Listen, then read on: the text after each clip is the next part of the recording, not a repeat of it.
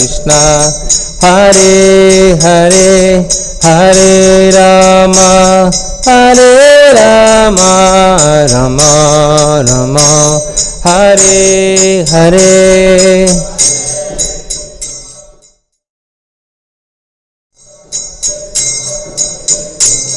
Hare Hare, Hare Rama, Hare Rama. Hare Krishna, Krishna Krishna, Hare Hare, Hare Rama, Rama Rama, Hare Hare, Hare Krishna.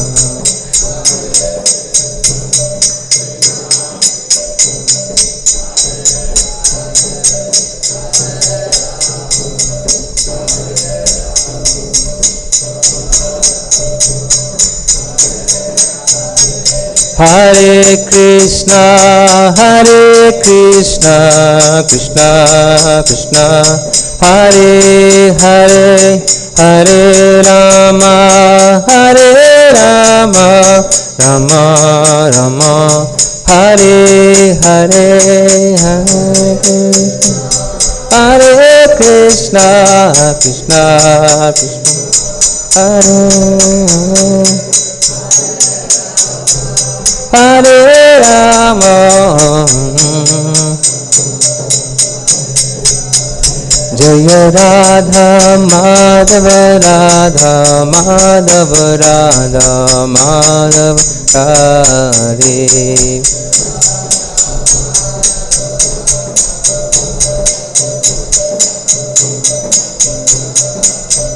Jaya Prabhupada, Jaya Prabhupada, Prabhupada, Jaya Prabhupada.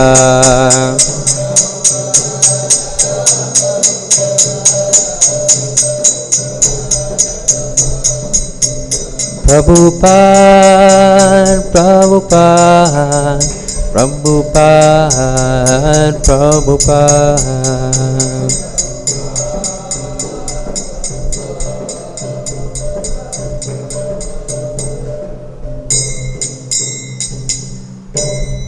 Jai Om Vishnu Par Prahansa Parvikashaya Stadasya Bhaktivedanta Swami Srila Prabhupada ki, ISKCON founder Acharya BBD founder Srila Prabhupada ki, Jai Om Vishnu Par Prahansa Parvikashaya Stadasya Bhakti Siddhanta Saraswati Goswami Maharaj Srila Prabhupada ki, Ananta Koti Vaishnavrinda ki, Nama Acharya Srila Haridas Thakur ki, Prem se kaho Shri Krishna Chaitanya Prabhu Nityananda Shri Advaita Gadadhara Shivasari Gaur Bhakta Shri Radha Krishna Gopagopinath Shyamakun Radhakun Giriraj Govardhan ki, Vrajabhūmi Shri Vrindavan Dham ki, Shri Nabadip Mayapur Dham ki, Purushottam Kshetra Shri Jagannath Puri ki, Ganga Mai Jamuna Mai ki, Tulsi Devi Bhakti Devi ki, Samavita Bhakta Vrinda ki, Janitai Go Premanande Hari Hari Bol. All glories to the assembled devotees Hare Krishna. All glories to the assembled devotees Hare Krishna.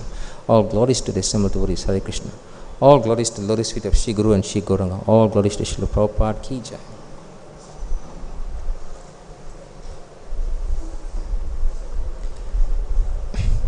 Hare Krishna.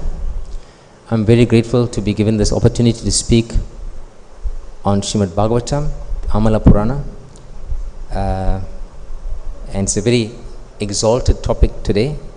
So I will request for your mercy and your blessings upon me, so I may be able to speak on this topic for your inspiration and my purification. Om Namo Bhagavate Vasudevaya. Om Namo Bhagavate Vasudevaya. Om Namo Bhagavate Vasudevaya. This morning we're reading from Srimad Bhagavatam, Canto 1, Chapter 9, Text 40.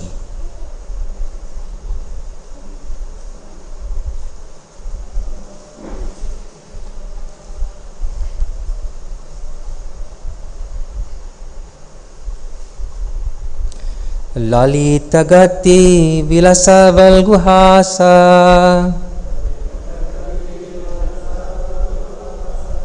lalita-gati-vilāsa-valguhāsa, praṇaya-nirīkṣaṇa-kalpitorumānāḥ,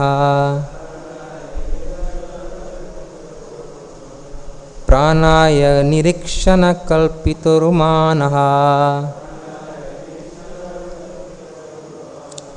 kṛtam anukṛtavatya unmadāndhāḥ,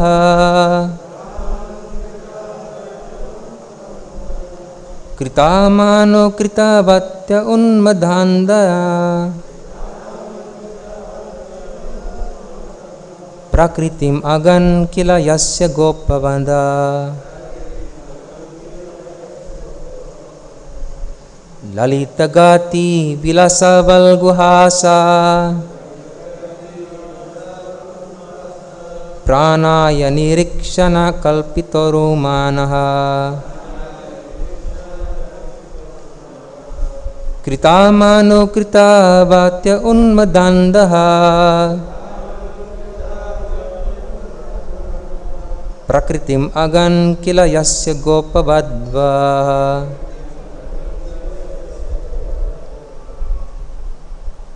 Vaishnavas.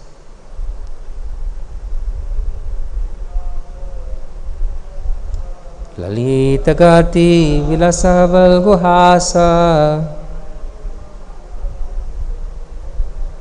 praṇaya-nirīkṣaṇa-kalpitorumānāḥ, kṛtam anukṛtavatya unmadāndhāḥ, prakṛtim agan kila yasya gopa-vadhvaḥ, lalita-gati-vilāsa-valguhāsa, praṇaya-nirīkṣaṇa-kalpitorumānāḥ, kṛtam anukṛtavatya unmadāndhāḥ, prakṛtim agan kila yasya gopa-vadhvaḥ. Vaishnavis.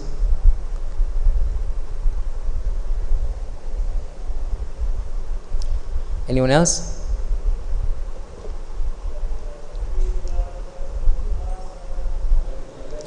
Bless me, Nanda.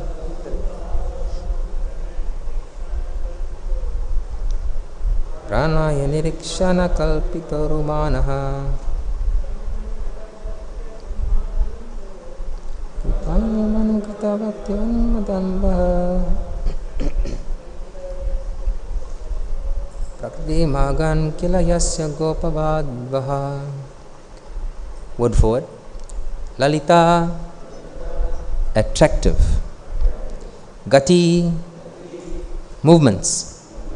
Vilāsa, fascinating acts.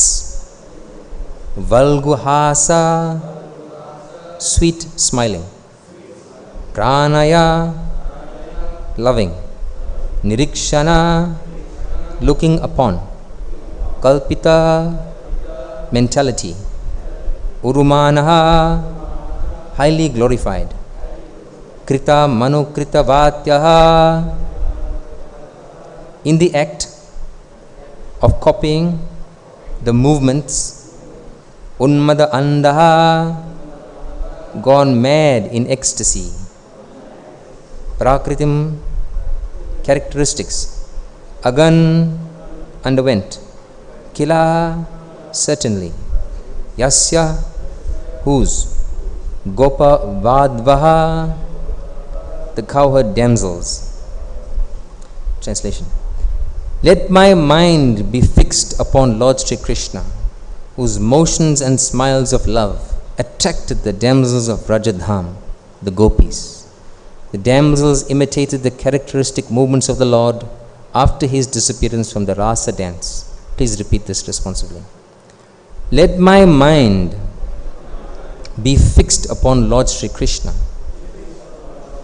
whose motions and smiles of love attracted the damsels of Vrajadhāma, the gopīs. The damsels imitated the characteristic movements of the Lord after his disappearance from the rāsa dance. Purport by His Divine Grace, A.C. Bhaktivedanta Swami Srila Prabhupada Ki Jai. By intense ecstasy in loving service, the damsels of Vrajabhūmi attained qualitative oneness with the Lord by dancing with him on an equal level, embracing him in nuptial love, smiling at him in joke, and looking at him with a loving attitude. The relation of the Lord with Arjun is undoubtedly praiseworthy for devotees like Bhishma Dev. But the relation of the gopis with the Lord is still more praiseworthy because of their still more purified loving service. By the grace of the Lord, Arjuna was fortunate enough to have the fraternal service of the Lord as a chariot driver. But the Lord did not award Arjuna equal strength. The gopis, however, practically became one with the Lord by attainment of equal footing with the Lord. Bhishma's aspiration to remember the gopis is a prayer to have their mercy also at the last stage of his life. The Lord is satisfied more when his pure devotees are glorified. And therefore, Bhishma Dev has not only glorified the acts of Arjuna, his immediate object of attraction, but has also remembered the gopis who were endowed with unrivaled opportunities by rendering loving service to the Lord. The gopis' equality with the Lord should never be misunderstood to be like the Sayujya liberation of the impersonalist. The equality is one of perfect ecstasy, where the differential conception is completely eradicated. For the interest of the lover and the beloved become identical. Verse and translation again.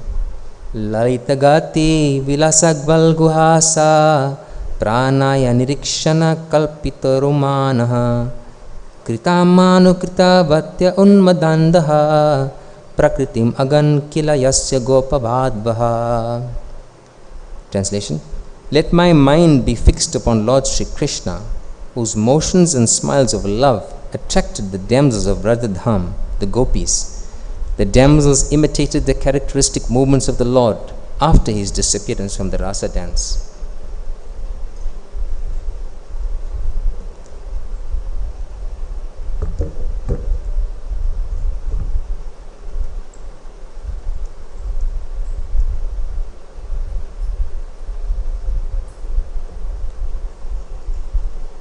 Om ajñāna-timirandasya jñānanjala-shalakaya chakshurunmilitam jena tasmai Shri Gurave Namah. Shri Chaitanya manobhishtam stapitam yena bhutale swayam rupagadamahyam dadati swapadantikam vanchakalpatarubhyascha kripa sindhubhyevacha patitanam pavanebhyo vaishnavebhyo namo namaha. Jai Shri Krishna Chaitanya Prabhu Nityananda Shri Advaita Gadadhara Shivasadi Gaura Bhakta Vrinda. Hare Krishna Krishna Krishna Hare Hare, Hare Rama Rama Rama Hare Hare. Namo Vishnupadaya Krishna Prishthaya Bhutale Srimati Bhakti Chaitanya Swami Nityanamine Namami Bhakti Chaitanyam Prabhupada Sevaram Shri Vrajadhāma Mahatmya Pradasham Kripanapam. Namo Vishnupadaya Krishna Prishthaya Bhutale Srimati Bhaktivedanta Swami Nityanamine Namaste Saraswati Deve Gauravani Pracharini Nidvishesha Shunyavadi Paschata Deshita. Hare Krishna. Today we see that a lot of glorification is being done on the part of Bhishma. And Bhishma Dev is citing examples of Krishna being Bhakta-Vatsal. Bhakta-Vatsal is Krishna who is affectionate to the devotees. And in previous verses, Bhishma has cited examples of Arjuna and himself also as examples of devotees who were dear to the Lord And today he is going to cite the example of the Braja gopis. So analyzing today's purport, there is quite a number of good points that I thought I'd discuss. At the beginning of the verse, Bhishma is saying, let my mind be fixed upon Lord Śrī Kṛṣṇa. So the question is, why fix the mind on Krishna? Because Krishna himself says so. In Bhagavad Gita chapter 12, he says, Mai eva mana adasva mahi buddhim niveshaya nivashishyasi mai eva ata urdvam na samshaya. Just fix your mind upon me, the Supreme Personality of Godhead, and engage all your intelligence in me. Thus you will live in me always without a doubt. So Krishna is giving this personal instruction to Arjuna in 12th chapter, which is entitled Devotional Service. So in the purport of that verse, 12.8, Prabhupada says, one who is engaged in Lord Krishna's devotional service lives in direct relationship with the Supreme Lord. So there is no doubt that his position is transcendental from the very beginning. A devotee does not live on the material plane. He lives in Krishna. Now when Prabhupada says the material plane, he is talking about being in the bodily consciousness of life. Dehatma buddhi. So we have to overcome that, and a prime example of that is the gopis. So the question is, how do we fix the mind on Krishna? We see so many times, we're instructed even by our counselors, our spiritual masters, people who give Bhagavatam class, fix your mind on Krishna. Krishna himself, he says, fix your mind on me. But nobody tells you how to do that. So by glorifying and worshipping those who are dear to Krishna, you are able to fix your mind on Krishna. And by rendering worship to them. And who is dear to Krishna? Those people are called tadiya. That means they're related to Krishna. They have some relationship. So there's a nice verse in Padma Purana. Aradhanam sarvesham Vishnu radhanam param tasmat paramatram devi tadiyanam samarchanam. Of all types of worship, the topmost worship is that of Lord Vishnu. But higher than that worship of Lord Vishnu is the worship of the Vaishnava. And this is Lord Shiva speaking to Parvati. So Bhishma here, he is giving examples of Arjuna and himself. And then now he's going to speak about the gopis. So in the purport also mentions about qualitative oneness. He just doesn't say oneness, but he says qualitative oneness. The example given by Prabhupada in some lecture is that the individual living entity and the Supreme Lord can be compared to a drop of, a teaspoon of ocean water and the vast ocean. To qualitatively, in terms of the components, they're exactly the same thing. Like a spark and fire, exactly the same thing, but in quantity, they are different. So qualitatively, we are one with Krishna, we are identical. But in terms of quantity, it's not the same. So how are these gopis qualitatively one with Krishna? In oneness is because they share the same aspiration. They have no separate aspiration for personal sense gratification. Whatever gratifies Krishna's senses, whatever makes Krishna happy, that is their motivation. Then, in this purport, Bhishma Dev makes a distinction. I told you he gives two examples in this purport and previous verses. One is Arjuna, the other is himself as an person aspiring to think about Krishna. And today's verse is speaking about the gopis. Now he's going to make a distinguish. What's the relationship that Krishna has with the Arjuna and with the gopis? There's some difference. Because Prabhupada used the word here, but. And when you see the word but, it means there's going to be a little twist, either in purport or beginning of the verse, etc. And Prabhupada says here, the relationship of the Lord with Arjuna is undoubtedly praiseworthy for devotees like Bhishma there. But the relation of the gopis with the Lord is still more praiseworthy because of their still more purified loving service. That doesn't mean that the Arjuna is not rendering devotional service, but the level of devotional service is in a higher league. We are talking about rasas here. And the 5 primary rasas are dasya, sakyam, parental, which is vatsalya, and conjugal, madhurya. So these are the principal prime rasas. And Shanta also is there. This is one of the 5 prime rasas. So even amongst these rasas, there's levels.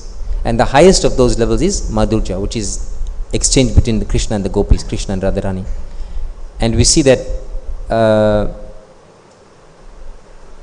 although there's an intimate link between Krishna and Arjuna, very tight friendship, a bond of friendship, but still a higher level of that, which is more praiseworthy, Prabhupada says, is the relationship Krishna has with the gopis.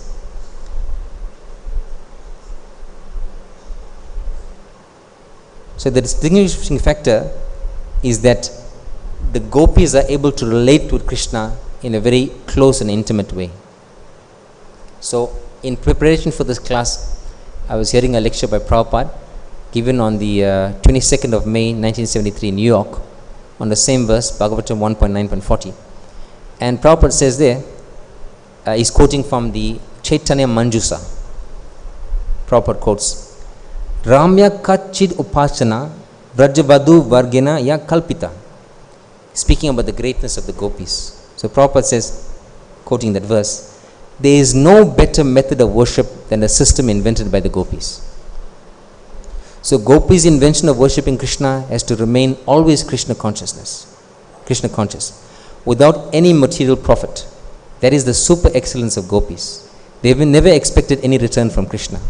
Prabhupada goes on to say, the gopis' activities are all on the same platform of supreme platform of pure devotional service. There is no other business. So this is called unalloyed devotional service. When Prabhupada arrived in Boston Harbor, he saw one factory called unalloyed. And do you know that's where Prabhupada got that term, unalloyed devotional service, when he saw that unalloyed metals? Because if you are aware of chemistry and metals, etc., when a metal is unalloyed, it's pure. There's no addition. Like for example, stainless steel is an alloy of iron and aluminum, I think so. So it's a mixture. But unalloyed means unmixed, basically, pure. So this is the nature of the gopis' love. It's not tainted to any tinge of self-interest. How is this explained? What is the example of this? If you look at the rasa dance, at the beginning of the rasa dance is described from chapter 29 to 32 of Bhagavatam, 10th canto. Then we see that Krishna plays the flute to summon the gopis. There was no hesitation. There was no contemplation. There was no second thought. Immediately, they rushed to the spot, which is in the middle of the forest in the dense darkness of night. Now, these are young gopis. Some of them are married. Some of them have children. None of those things were considerations. They just dropped everything and ran. It's described in Bhagavatam and Krishna book, 10th canto of Bhagavatam, and 30th chapter of Krishna book, that when gopis heard the flute, some of them were wives were taking care of the husbands. They were serving dinner. Some of them were cooking. Some of them were preparing curd. Some of them were feeding the babies. Some of them were putting on makeup. Some of them were putting on clothes, garments. So in the rush to go, they just dropped the baby, literally. They left the sabji burning on the stove. They put one high mascara, one without. They put the upper garment of the body down and the lower garment up, and they just ran. They were not conscious. It's when the flute played, they just were in some trance. Krishna is calling. Immediately we'll run. So in this way, this type of fixation and concentration and unalloyed love is what distinguishes the gopis from anybody else. And that's why the topmost servants of Krishna. Further in the purport, Prabhupada is saying that the Lord is satisfied more when His pure devotees are glorified. We see that with Lord Chaitanya Mahaprabhu. When Chaitanya Mahaprabhu was spreading the Krishna consciousness movement, there was a prediction that this will be spread in every town and village of the world. But as you see, Chaitanya Mahaprabhu didn't come out of the Indian subcontinent. So it's described that he left that preaching for all of us, headed by the Senapati Bhakta, who is Srila Prabhupada. So in this way, we can see that devotees are very special to the Lord. and glorification and worship of the devotee is special to the Lord. So there's a little quote from the 11th canto where Lord says, Mad Bhakta Pujat Yadika, which the servants of Srila Prabhupada, this is the 11th canto, so this Gopi Paranadhana Prabhu, Dravida Prabhu, etc., they translated, they said, performing first class worship of my devotees. And the Lord goes on to say that these items, all listed in those verses, are actual religious principles by which human beings who have actually surrendered themselves to me automatically develop love for me. So one of the ways to develop love for Krishna is to glorify and worship devotees. And this is mentioned in Bhagavatam, 11th canto, chapter 19, text 20 to 24. Now early on in the purport, right at the beginning, there is a mention made of equality. You remember that? But you spoke about not any type of equality, but oneness in quality. Oneness. So how is that possible?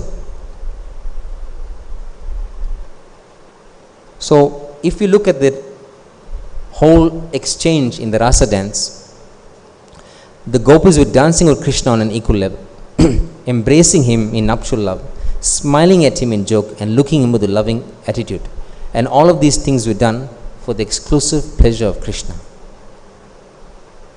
From a mundane level, a person who has lusty ideas will think these are young women enjoying with a young boy. They judge it from their mundane point of view. But on the pure level in which is presented in Bhagavatam, we see that the only interest, and there was no separate interest, the only interest of the gopis was to please Krishna by their looks, by their touch, by their dancing. All of this was for Krishna's pleasure. And Prabhupada writes in Krishna book in chapter 32, when Krishna returns to the gopis, the exemplary character of devotional service manifested by the devotees of Vrindavan is the purest type of devotion. It is enjoined in authoritative shastras that devotional service must be ahoitaki and apratihata. Who knows what verse is that from Bhagavatam? Ahoitaki apratihata. Canto 1, chapter 2, verse 6. Savayapumsam paradharma, right? So this means that devotional service to Krishna cannot be checked by political or religious convention. The stage of devotional service is always transcendental. The gopis particularly showed pure devotional service towards Krishna, so much so that Krishna himself remained indebted to them. At the end of the discussion with Krishna and the gopis, when Krishna came back and he said, "You sacrificed everything for me. You've got husbands at home, you got babies at home who need you, you left your sabji burning on the stove, you let your milk boil over and burn, you didn't worry who will think about you because you're young girls coming to meet an unmarried man in the night. You didn't think of all these things. As soon as you heard my flute, you came. For that sake, and even when I neglected you in the rasa dance and I went away, still you remembered me. You were enacting different pastimes of acting my different pastimes. One gopi was playing the part of Putana, another gopi acted as Krishna and tried to suck the breast milk and then was poisoned by Putana and sucked out the breast milk and killed Putana. Another one acted as Agasura, swallowing up the cowherd boys, all these parts were acted out by the gopis. Another one acted as Shakatasura. In this way, by enacting all these pastimes, Krishna was amongst them, just by recounting these pastimes of Krishna. Therefore, hearing about Bhagavad Katha and discussing Bhagavad Katha is very, very powerful. This Shravanam and this Kirtanam leads to Smaranam, and that will help us fix our minds in Krishna, which is the beginning of this discussion, as you remember.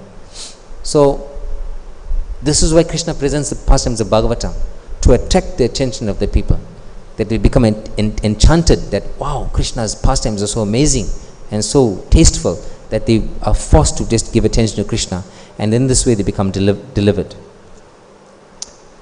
Another point in this, and Krishna says at the end of that rasa dance, when he comes back after disappearing and he glorifies the gopis' love for him, he says, Na parayaham. Na paraya means, I cannot repay you. The love that you give to me, I cannot reciprocate. Now imagine Krishna is saying this. Krishna is the Supreme Personality of Godhead. He is apareshaya. He has no equal or greater than him. But He says, I cannot repay your debt that I owe to you in terms of what you've given yourself to me fully. I cannot repay. So this is the exalted nature of gopis. Then Prabhupada goes on to say, the quality is one of perfect ecstasy, where the differential conception is completely eradicated, for the interests of the lover and the beloved become identical. I mentioned that earlier. I told you that the gopis are dancing for the pleasure of Krishna. At the same time, Krishna is deriving pleasure by dancing with them. So the person who's enjoying in that circumstance is who? Is Krishna. But simultaneously, because they are giving pleasure to Krishna, simultaneously the gopis are also enjoying, but not selfishly and independently. Like if you look at any mundane enjoyment in this world, taking intoxication for example, is just the person taking the intoxication and his experience. It's very selfish. But if you were to please Krishna's senses, automatically your senses are pleased. That's from Nectar of Devotion.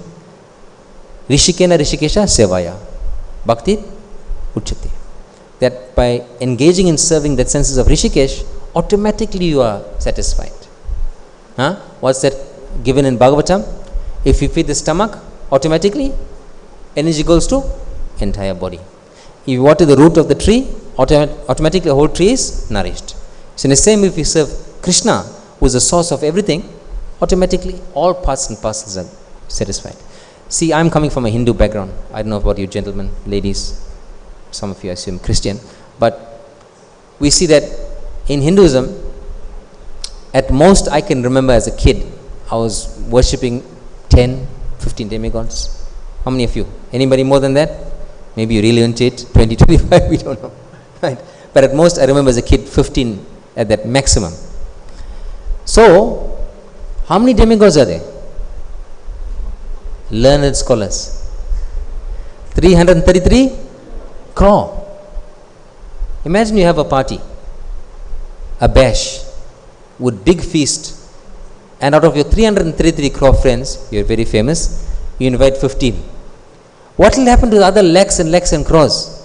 They'll say, forget it, it's just a nice feast, I wasn't so hungry after all. They'll be angry, they'll curse you, and they'll never invite you to one of their occasions. So point is, if you are unable to satisfy all of them and give them pleasure, you are giving them displeasure. And what do you know about demigods? They have a tendency to curse. And then you affect it very strongly. Your life is spoiled.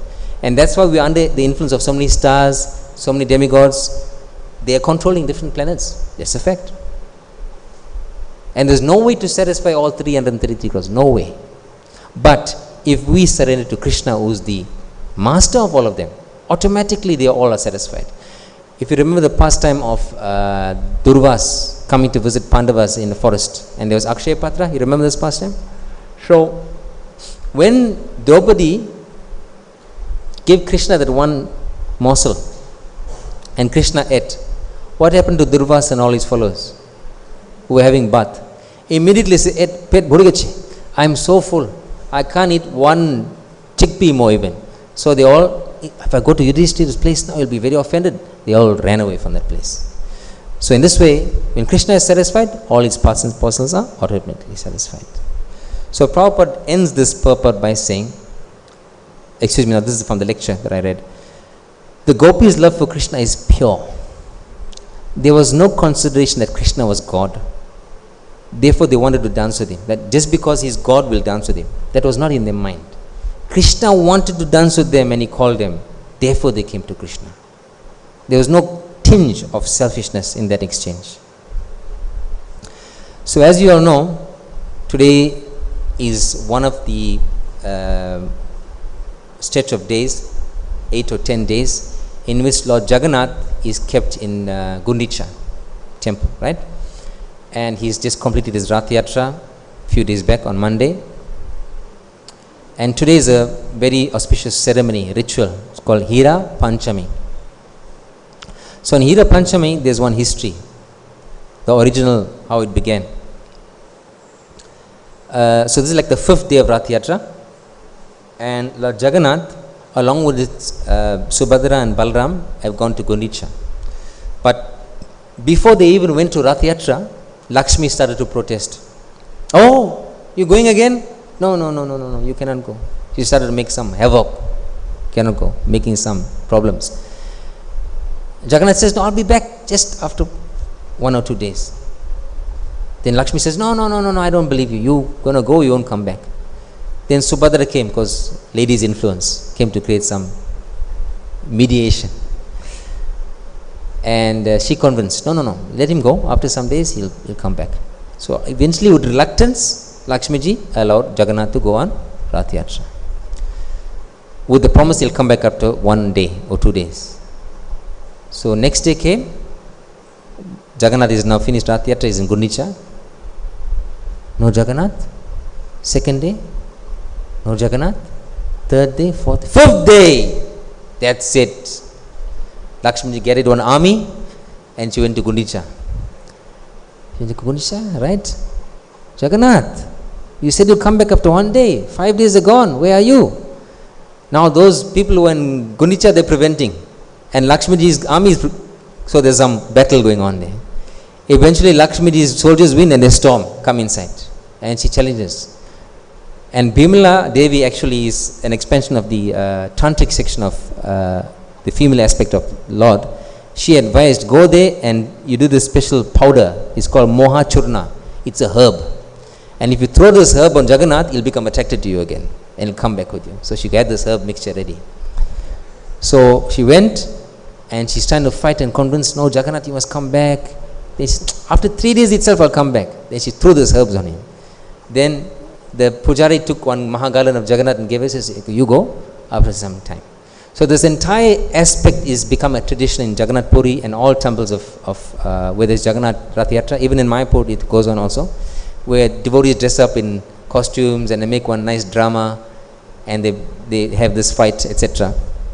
So the point of this Hira Panchami also is that when Lakshmi ji is leaving that Gundicha, she is not satisfied. I came with a plan to take the Jagannath, but he escaped me. Somehow he is so smart. So, oh, this is Nanda Ghosh. Let me make some havoc. So she break one part of the Nanda Ghosh, Jagannath's chariot, and then she goes. But then she thinks, oh no, I've caused some offense to Jagannath. I've caused some aparad. I won't take the direct, I'll go the back route. So she takes a secret route back to Sri Mandir. And a entourage is not with her. When she comes grand with palanquin, carried. Right? That was actually Lakshmi originally. Now there's Didi in Puri. You see there's a Didi carried. So she went in another way and came back to temple. So this is a history of what happened on this wonderful day. Jagannath Swami ki. So I have a few more things to say to conclude, and in the meantime you can think of some questions or comments that you'd like to make. First, I'd like to speak about the consciousness of the gopis. The gopis are fully Krishna conscious, 100%. They are not bodily conscious. And what does bodily consciousness mean? Prabhupada, in that lecture that I was recalling from 22nd of May 1973 in New York, Prabhupada quotes the example of Srila Bhakti Siddhanta Saraswati Thakur. So Srila Bhakti Siddhanta Saraswati Thakur said, if a man is drowning in the ocean and another guy jumps in and says, I will save him, and he comes back with a kurta and overcoat and says, see, I saved him. What is it? People say, hey, it's pagal, man.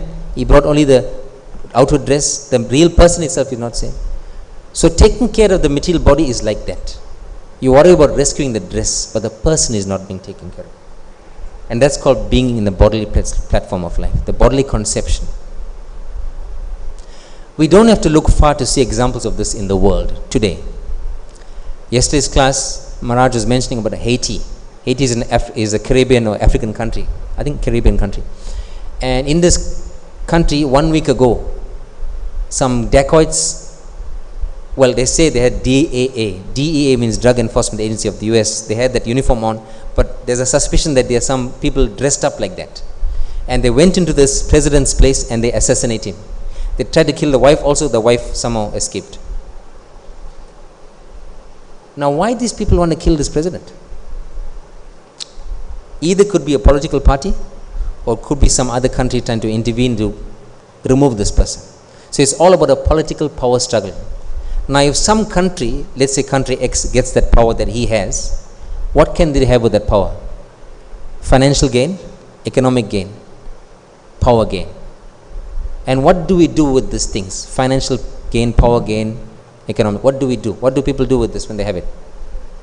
They try and enjoy, but separately of Krishna, separately of the Lord. So that selfish mentality is based on trying to please the body in some way. I got power, I got money, let me show my influence. Like Kams, when Kams had supremacy of the entire kingdom of Mathura, what did he do? He started to enforce people, no, bow like Hiranyakashipu, bow before my crown, worship me. He become tyrannical.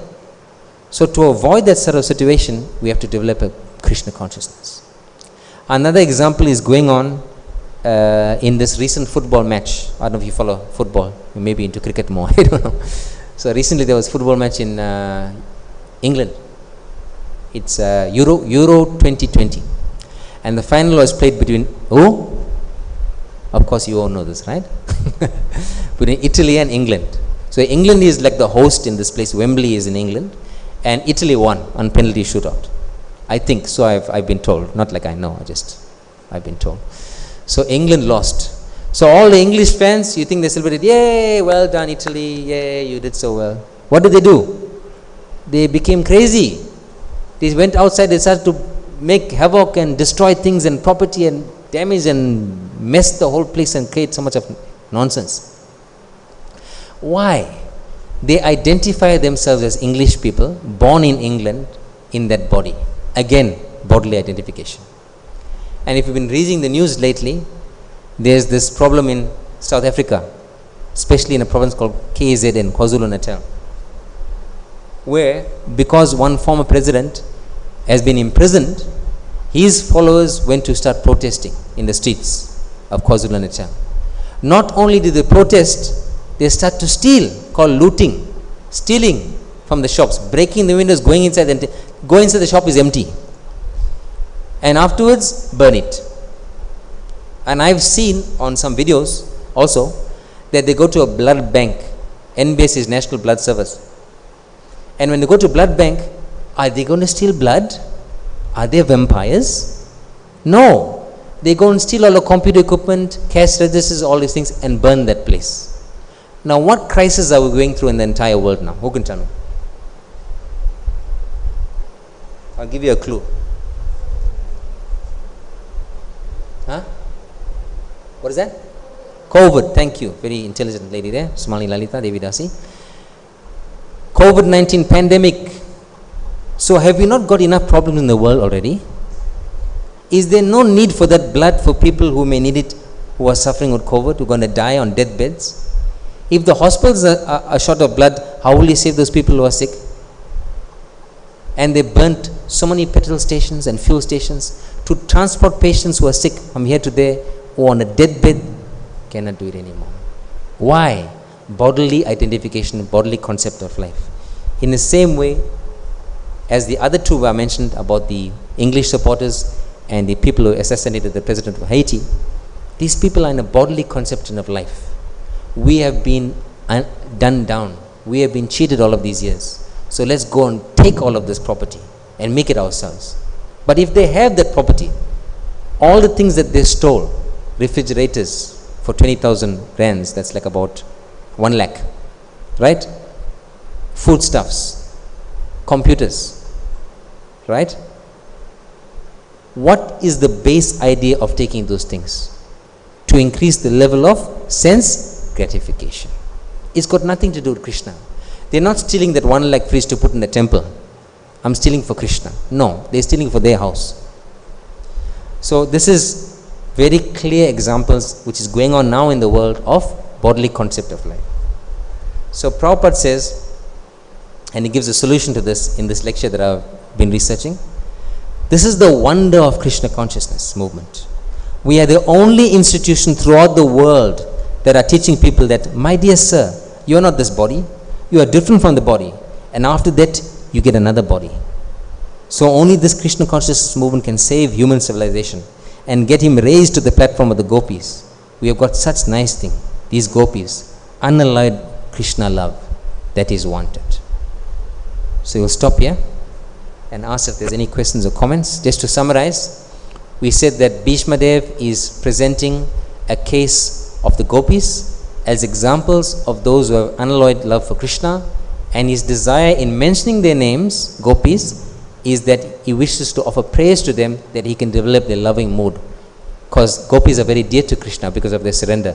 And Bhishma wants to have that mentality because he's now approaching his time of death. Thank you very much. Any comments or questions on this? Microphone please at the back. There's a microphone here, please. Can you give it to me?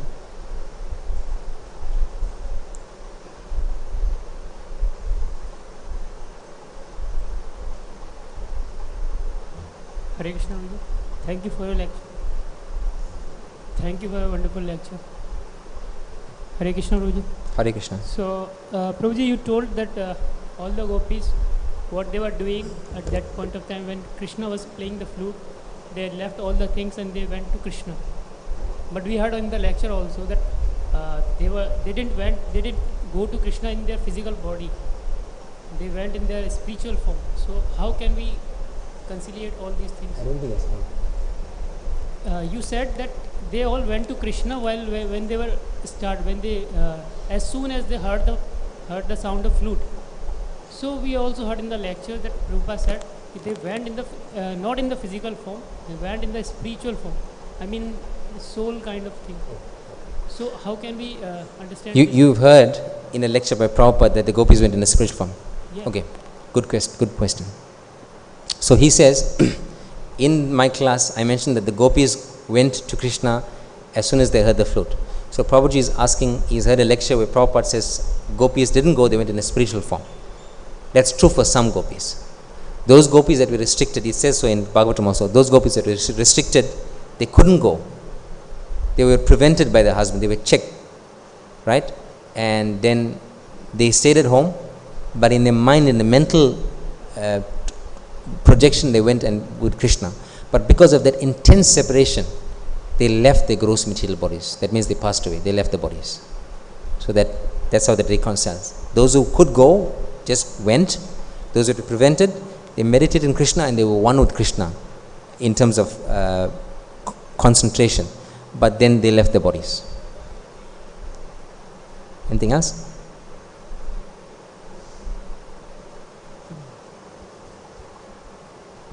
One more question.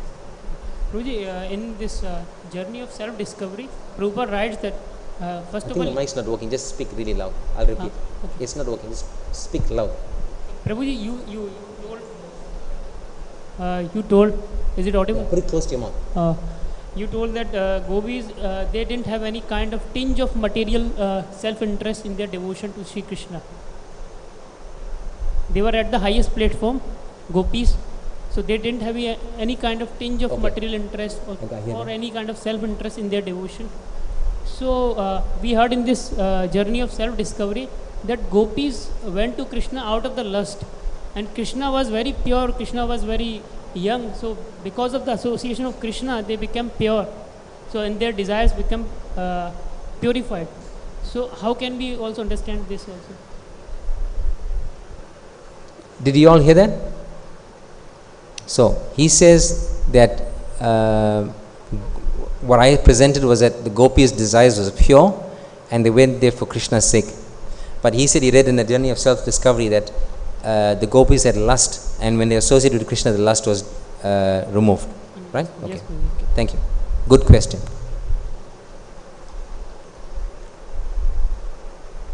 We should be very careful when dealing with this topic not to view it from a mundane platform. Gopi's attraction to Krishna is termed lust. Even in Bhagavatam it says the same thing.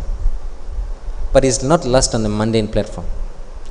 If somebody on a mundane platform experiences lust, it's for their enjoyment. But when the gopis were lusty for Krishna, it's a deep desire to please Krishna. That's that lustiness. And by contact to Krishna, it's mentioned actually in Bhagavatam, they wanted him to put his hands on their breast to cool the lust. It says that in Bhagavatam. But that lust wasn't to enjoy the senses or enjoy the touch of Krishna. They believe that the only remedy for that burning desire is to be in touch with Krishna and give him pleasure. That was the only motive. There was no separate motive like I'll enjoy in a lust way as like men and women do in a mundane platform. No. It was just pure love, and what's perceived as lust amongst the gopis and Krishna, the lusty dealings, apparently it's not lust, it's actually a loving dealings because it's pure. The only object of gratification is Krishna's senses. There's no tinge of sense gratification, personal sense gratification or selfish sense gratification. But that's why the highest thing in the spiritual world is this madhurya ras, the highest, because it's pure. But reflection, instead of being the highest in the material world, is the lowest. When two people unite, I read this in a book called Endless Love by Ravindra Suraprabhu. When two people enjoy in sexual union, they completely forget Krishna. Because at that time, concentration in the body is the highest. Their senses are being pleased at the highest level at that moment. And thought of Krishna is completely gone out of their mind. Why? Because their fixation on that moment and enjoyment on the bodily platform is so high, the lust is also so high. The envy is also so high. But on the other side, the flip side now, in the spiritual world, the envy is zero. What does envy mean? I want to enjoy for myself. I do not want you to enjoy. I want to enjoy that thing. And lust means designed to satisfy one's own senses. But in that spiritual interchange with Krishna and the gopis, is 100% Krishna's enjoyment. And the gopis get enjoyment, but through Krishna's enjoying. An example is given to me by Bhaktivedanta Purna Swami. We were walking from Gurukul to temple, and I said that, I find some contradictions, and then, Maharaj got very upset. He says, there's no contradictions in Prabhupada's words. And then he gave this example of this reflection of a tree, that in the spiritual world, the tree and the leaves and the branches are pointing up. But if it's near a reservoir of water, like here you get Kunda, Pukur, so many in Mayapur, how does it look? Branches and leaves are down and roots are up. But that's not the tree. That's a perverted reflection. So love exists in the spiritual world. But when you take a perverted reflection, it becomes lust. This is analyzed to a great extent in the 3rd chapter of Bhagavad Gita. Arjuna asked Krishna, what forces me, like by force I must do something? In 3.34 he asks this question. Then 3.36 and 35 Krishna answers, is lust, Arjuna, which forces the conditioned living entity to act even against his will. It burns like fire. So he explains like that. So, yes, Prabhu. Hare Krishna Prabhu, thank you very much for a nice class. This particular example, these particular gopis, how I remember reading is they had tinge of lust in terms of... 1 second. Can you put this volume up, please? Or maybe you can put it closer to your mouth. I can't hear. In this particular example, it's better now? Yeah, just closer. Basically, these particular gopis, they had some tinge of lust, meaning they wanted to satisfy themselves, but because their lust was directed towards Krishna, and then they could ultimately meet him, so then this was removed, so they got purified, and then their desires were, their emotions were for Krishna, so then they wanted to please only Krishna. So they had, this is how I remember reading, like you can correct me, but they had a little bit tinge, but then because it was directed towards Krishna, they got purified when they actually met with Krishna. So then actually the gopis' emotions, they are described on different levels, and also like you were explaining before, some of the gopis who still were not as pure as the ones that could go to Krishna, they could not go, so they left their bodies. So there are like various gradations of the pure love for Krishna. Thank you, Prabhu. And this is like a very exalted topic. I was telling my wife before I came here, like I'm so nervous to speak on this because it's the most exalted topic. But I wanted to add something to that, Prabhu, if I may. If you remember the pastime of Kubja, if I'm not mistaken, she was a society girl, right? Was she a society girl? and she was also a hunchback. So when she saw Krishna, she was bewildered by material lust, desires actually. But when Krishna touched her, just by touching her and pulling her ears, he stood on her feet and he pulled her ears and he made her straight. And she became very beautiful. And it's described in Bhagavatam. When she became beautiful, she became even more enchanted. And she called Krishna for that purpose to house. She had a house all decorated. But in contact with Krishna, that became subjugated and transformed into love. And she became a very great devotee actually. So I would give that as an example of somebody who has gross material lusty desires. You had a question? Okay. Anybody else? Thank you very much. Grantaraj Srimad Bhagavatam ki, Srila Prabhupada ki, Gaur Premanande Hari.